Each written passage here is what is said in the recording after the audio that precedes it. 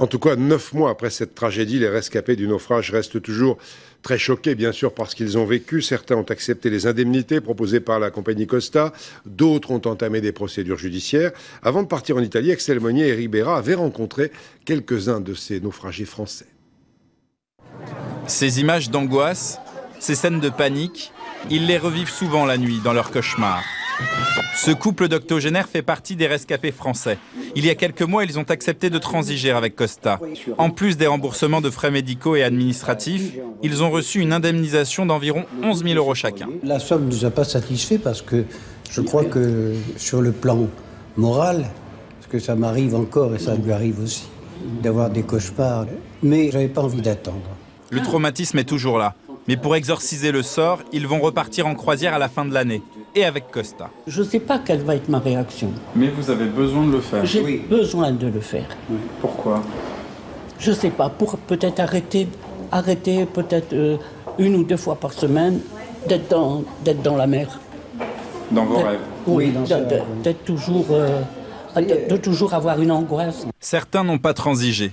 Une vingtaine de naufragés français a choisi la procédure américaine. Quelques-uns se défendent seuls. 7 avocats représentent les 250 autres. Ils préparent leurs dossiers individuels pour évaluer le préjudice matériel et psychologique de chacun. Il y a plusieurs milliers de pièces qui justifient le préjudice souffert par les naufragés que nous représentons.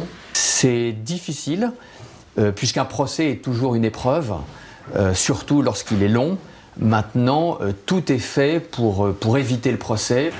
Mais les rescapés attendent surtout la condamnation du commandant Schettino. Ce n'est pas l'argent qui est important.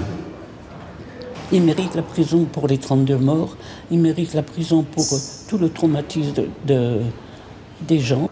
Ils espèrent aussi que Costa prépare la commémoration du drame. Ce sera le 13 janvier 2013.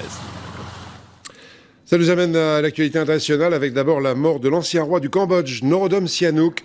Il vivait en Chine, à Pékin, où il est mort, mais il était toujours aussi vénéré dans son pays, le Cambodge.